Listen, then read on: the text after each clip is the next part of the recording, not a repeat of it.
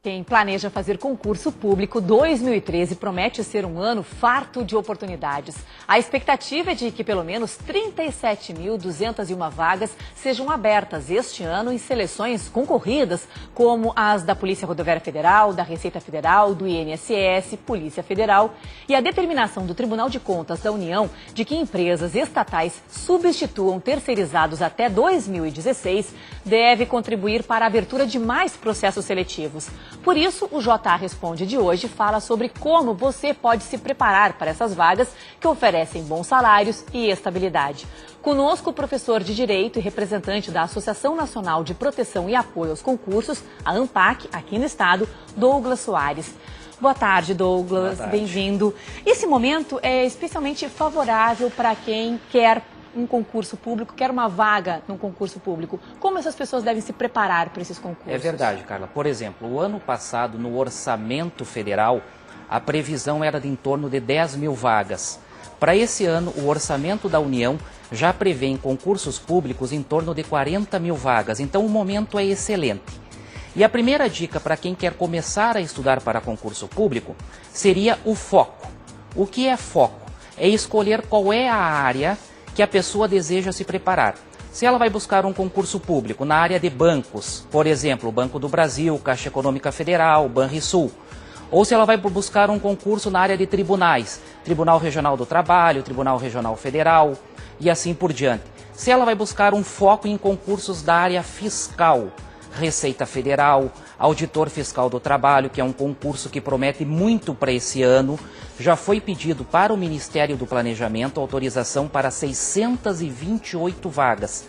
628 vagas para Auditor Fiscal do Trabalho. Ou seja, não é para sair fazendo tudo que é concurso, que não é. É melhor você ter um foco e determinar que tipo de vaga você gostaria de realizar o seu trabalho para fazer o concurso naquela área. E o que priorizar na hora desse estudo? Na hora do estudo, a primeira dica é a seguinte, que o candidato tem que estar bem preparado naquelas disciplinas que mais aparecem em concursos, como, por exemplo, língua portuguesa, direito constitucional, direito administrativo, matemática e informática, ou seja, matérias básicas que aparecem em praticamente todos os concursos. Você estando bem preparado nestas disciplinas, o que a gente costuma chamar de módulo básico para concursos, que seria um estudo dessas 5 disciplinas, você estando bem preparado nelas, você terá condições de enfrentar pelo menos 80% a 90% dos concursos que nós temos no país. Organizar o tempo é que é meio complicado. Muitas pessoas estudam manhã, tarde, noite. Essa jornada tripla, ela é recomendada?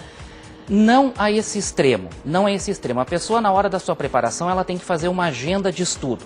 Nessa agenda de estudo, ela também tem que deixar tempo para o lazer. Porque como é que acontece com o nosso corpo? Por exemplo, o cansaço físico, numa noite de sono, 2 noites de sono, nós conseguimos recuperar o nosso corpo.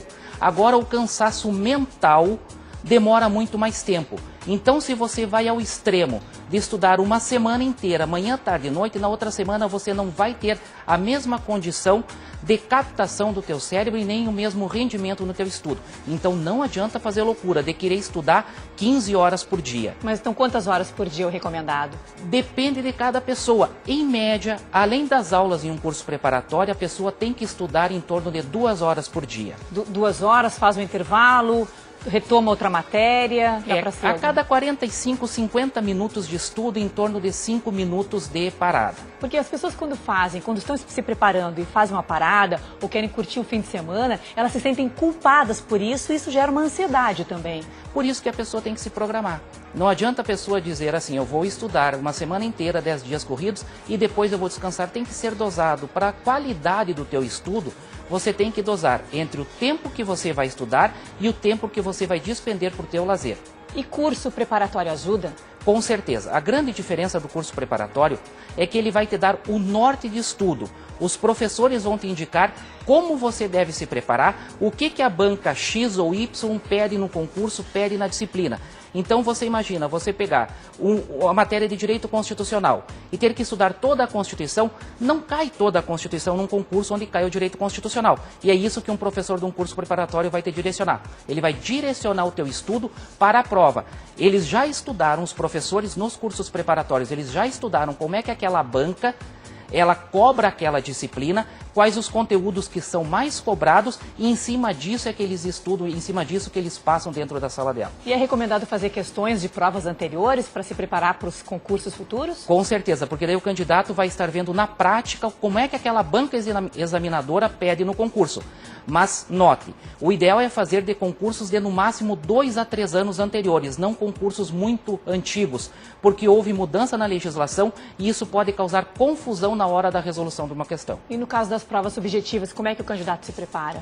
A primeira dica para uma prova subjetiva é a seguinte: ele tem que conhecer muito bem a parte da legislação. Normalmente, prova subjetiva em concursos da magistratura e Ministério Público, né, que se tem provas dessa natureza, primeiramente a pessoa tem que conhecer a legislação, porque se ela não conhecer a legislação, ela não vai ter conteúdo, ela não vai ter base para discorrer numa questão dissertativa. Muitas pessoas dizem que a melhor forma da gente aprender é ensinar outra pessoa. Isso vale também para concurso? Depende da pessoa. Nós sempre falamos o seguinte, que o ideal, você pode estudar em grupo, de 2 ou 3 pessoas, desde que você tenha uma organização, porque daqui a pouco o grupo fica naquela roda do chimarrão, conversando, falando de outros assuntos e não estudando. Eu vejo, por exemplo, no CPC Concursos, salas onde pessoas, com 2 ou 3 pessoas estudando em grupo e também salas individuais de estudo. Ok, Douglas, muito obrigada pela tua participação aqui no Jornal. Uma boa tarde para você. Obrigado.